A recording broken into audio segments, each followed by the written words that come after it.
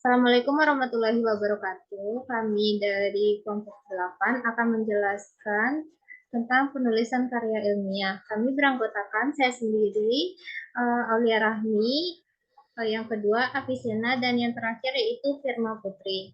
Pada presentasi kali ini kami akan menjelaskan tentang metode penulisan karya ilmiah, komponen-komponennya, serta langkah-langkah penulisan karya ilmiah. Untuk materi pertama akan dijelaskan oleh Avicenna. Kepada Avis dipersilakan.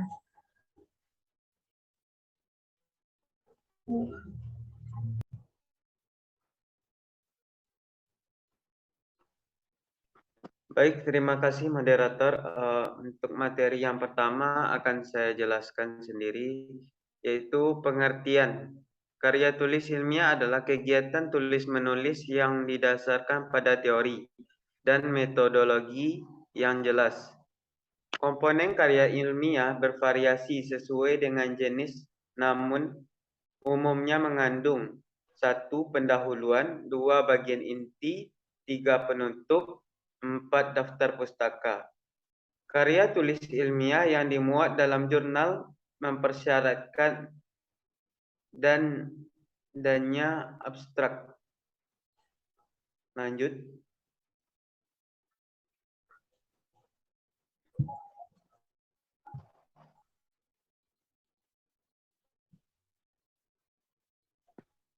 Tahapan penulisan karya ilmiah. 1. Cerdas memilih topik penulisan. 2. Menyusun dan mengembangkan kerangka penulisan. 3. Menulis kalimat ilmiah. 4. Menulis paragraf ilmiah. 5. Menyusun sistematika karya ilmiah. Tata tulis karya ilmiah sesuai aturan selingkungan, yaitu 1, 2, 3, 4, 5, dan seterusnya. Yang selanjutnya, kaidah selingkungan adalah aturan yang sifatnya berlaku dalam lingkungan tertentu. Misalnya departemen satu berbeda dengan departemen lainnya, Pemda satu berbeda dengan Pemda lainnya, majalah satu berbeda dengan majalah lainnya, jurnal satu berbeda dengan jurnal lainnya. Dengan demikian, apabila kita menyusun karya tulis ilmiah, kita harus mengikuti aturan yang ada di lingkungan yang dimaksud. Selingkungan merupakan kaedah yang dijadikan pedoman kebahasaannya. Dengan kata lain, penggunaan selingkungan merupakan ciri khas gaya bahasa sekaligus tata tertib yang dapat ditemukan dalam buku-buku produksi sebuah penerbitan. Sifatnya luwes, berubah-ubah sesuai kesepakatan internal antara para editor di penerbit bersangkutan. Contohnya selingkungan FMIPA UNP, seperti gambar di samping. Baik, untuk materi selanjutnya akan dijelaskan oleh Firma Putri. Kepada Firma dipersilakan. Baik, terima kasih moderator. Materi selanjutnya itu perwajahan atau sampul. Seperti contoh yang telah kami paparkan di PPT, inilah bentuk perwajahan dan sampul. Lanjut, Kak. Sistematika penjenjangan tulisan. Itu berikut beberapa ketentuan tentang sistematika perjenjangan tulisan yang terdapat dalam panduan skripsi program S1 Kependidikan FMIPA UNP. Sistematika penjenjangan atau peringkat judul karya tulis dan bagian-bagian dilakukan dengan cara pada gambar di samping, yaitu A, B, C huruf besar, angka 1, 2, sampai seterusnya. A, B, C huruf kecil, angka 1, 2, dan seterusnya, seperti contoh yang di samping. Penggunaan kertas. Berikut beberapa ketentuan tentang penggunaan kertas yang terdapat dalam panduan skripsi program S1 Kependidikan FMIPA UNP. Penggunaan kertas kuarto A4, skripsi diketik dengan komputer Ford Timers New Roman huruf Forsyth 12 PT kertas kuarto H4 kecuali untuk keterangan-keterangan tertentu seperti cetak miring atau italik untuk bahasa asing, nama Latin, spesies, dan rumus-rumus. Batas ketik pada kertas. Halaman ketik. Batas yang diketik pada kertas yang memuat naskah adalah 4 cm dari tepi kiri kertas dan 4 cm dari tepi atas, 3 cm dari tepi bawah, dan 3 cm dari tepi kanan kertas.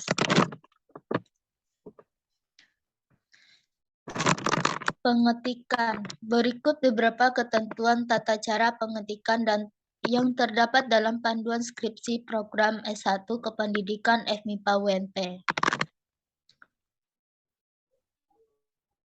1. Skripsi diketik dengan komputer Ford Timers New Roman huruf Forsyth 12 pet kertas kuarto A4 kecuali untuk keterangan-keterangan tertentu seperti cetak miring, italik untuk bahasa asing, nama Latin, spesies, dan rumus-rumus. Kedua, halaman ketik. Batas yang diketik pada kertas yang memuat naskah adalah 4 cm dari tepi kiri kertas dan 4 cm dari tepi atas, 3 cm dari tepi bawah, dan 3 cm dari tepi kanan kertas. Ketiga, baris kalimat diketik berjarak 2 spasi kecuali daftar pustaka, judul, tabel, grafik, atau gambar masing-masing berjarak 1 spasi.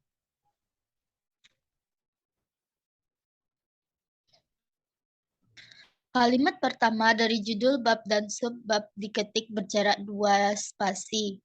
Nama bab diketik dengan huruf kapital di tengah halaman atau center. Nama subbab dan subbab diketik dengan huruf awal setiap kata dengan huruf kapital. Subbab dimulai 3 atau 2 kali 1,5 spasi dari kalimat terakhir dan tidak digarisbawahi dan tidak pakai titik. 7. Huruf pertama alinea pertama dari setiap bab ataupun subbab dimulai pada ketukan ke-6 dari tepi kiri. Begitu pula alinea selanjutnya pada ketukan 1 tab standar batas pengetikan alinea baru jangan dimulai pada baris terakhir halaman. 8 yaitu kata-kata yang tidak ada padanya dalam bahasa Indonesia dan muncul untuk pertama kali dalam naskah ditulis di antara 2 tanda kutip. 9. Singkatan yang muncul pertama kali harus ditulis lengkap, selanjutnya ditulis singkatan saja, misalnya spektrometer, serapan atom, SSA. 10. Tanda baca seperti koma, titik, titik 2, titik koma diletakkan segera setelah huruf terakhir sebelum tanda baca tersebut. Kata baru setelah koma dan titik koma dimulai pada ketukan kedua. Kalimat baru juga dimulai pada ketukan kedua. Jarak spasi. Berikut beberapa ketentuan jarak spasi yang terdapat dalam panduan skripsi program S1 Kependidikan FMIPA UNP. Yang pertama yaitu judul skripsi maksimal 20 kata jenis huruf Times New Norman yang ukuran 14 dicetak tebal huruf kapital dan spasi 1. Yang kedua, nama prodi, jurusan, fakultas, dan universitas ukuran huruf 14 ditebalkan huruf kapital dan spasi 1. Yang ketiga, abstrak diketik 1 spasi maksimal 250 kata yang diletakkan langsung setelah halaman judul yang diberi judul abstrak. Keempat, baris kalimat diketik berjarak 2 spasi kecuali daftar pustaka 2 tabel garis grafik atau gambar masing-masing berjarak 1 spasi. Subbab dimulai 2 kali 1,5 spasi dari kalimat terakhir dan tidak digaris bawahi dan tidak pakai titik. Keenam, isi ringkasan proposal diketik 1,5 spasi dengan jenis huruf Times New Normal Font 12 bit dan maksimal 2 halaman. Baik, terima kasih kepada Firma. Untuk materi selanjutnya akan saya jelaskan sendiri. Yang keenam yaitu penomoran. Pada penomoran halaman pada awal skripsi menggunakan Romawi kecil yaitu I.2 dan 3. Dan letaknya pada bagian tengah bawah halaman. Selanjutnya untuk bagian isi dan bagian akhir digunakan angka Arab yaitu 1, 2, 3, dan seterusnya. Nomor halaman diletakkan di kanan atas kecuali nomor halaman pada bab baru harus diletakkan di bagian tengah awal. Selanjutnya, sistem penomoran ini menggunakan sistem penomoran sistem Arab yang dapat diperhatikan pada PPT kami. Yang pertama yaitu bab, selanjutnya A besar, judul subbab, selanjutnya 1 judul sub-subbab, dan A kecil, judul sub-sub-subbab, dan seterusnya. Selanjutnya yaitu penulisan huruf dan kata. Pada penulisan huruf dan kata, memakai gaya esai. Yang kedua yaitu memakai sistem penomoran hanya dibenarkan dalam hal-hal yang relevan saja seperti menomori masalah dan hipotesis. Yang ketiga yaitu tidak dibenarkan menggunakan menggunakan singkatan dalam bagian isi tulisan. Singkatan dibenarkan dalam tabel atau bagan yang diiringi dengan keterangan di bawah tabel atau bagian tersebut. Selanjutnya pada penulisan huruf dan kata. Jenis huruf yang digunakan yaitu Times New Roman dengan ukuran 12. Selanjutnya pada alinea baru. Jika alinea baru terdapat pada tepat di bawah judul bab, subbab, atau anak subbab ditulis rata kiri. Jika alinea baru setelahnya ditulis menjorok pada ketikan yang ke-5 dari batas tepi kiri. Dan yang terakhir, jika menggunakan perangkat lunak, maka alinea baru mengikuti pengaturan otomatis tab dari perangkat lunak tersebut. Dan yang terakhir yaitu pemulaan kalimat. Pemulaan kalimat diawali dengan huruf besar atau kapital, dan untuk bilangan, lambang, atau rumus kimia yang memulai suatu kalimat harus dieja dengan huruf. Contohnya 10 ekor tikus. Selanjutnya pada penulisan angka. Pada penulisan angka terdapat beberapa aturan yaitu bilangan atau satuan. Pada bilangan diketik dengan angka kecuali jika terdapat pada permulaan kalimat maka bilangan tersebut harus dieja. Contoh menggunakan 10 gram bahan. Selanjutnya, bilangan desimal ditandai dengan koma bukan dengan titik. Contohnya, rata-rata berat telur adalah 50,5 gram. Dan yang terakhir yaitu satuan dinyatakan dengan singkatan resmi tanpa titik di belakangnya. Contohnya, setiap jarak 1 km terdapat 2 bangku di tepi jalan untuk beristirahat. Materi selanjutnya yaitu penulisan bahan ilustrasi. Pada penulisan bahan ilustrasi yaitu tabel, bagan, grafik, gambar, dan lain-lain, terdapat beberapa aturan. Yang pertama yaitu semua tabel, bagan, grafik, gambar diberi judul atau nomor. Judul tabel diletakkan di atas tabel, sedangkan judul bagan grafik gambar diletakkan di bawahnya. Nomor tabel atau bagan atau grafik atau gambar digunakan angka yang berurut untuk seluruh bagian isi tulisan. Seperti tabel 1, tabel 2, bagan 1, gambar 1, dan seterusnya.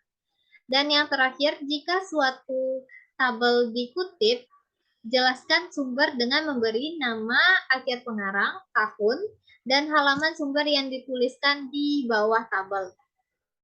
Yang terakhir yaitu aturan penulisan tabel. Pada aturan penulisan tabel, tabel diberi nomor urut dengan angka Arab. Sistem penomoran tabel adalah rangkap 2, yaitu nomor bab diikuti tanda titik, kemudian nomor tabel. Contoh, tabel 2.5, tabel 3.8, tabel 4.3, dan sebagainya. Dalam judul tabel dan gambarnya, tanda titik tidak dipakai di belakang angka terakhir dalam penomoran direct digital yang lebih dari satu angka. Oke.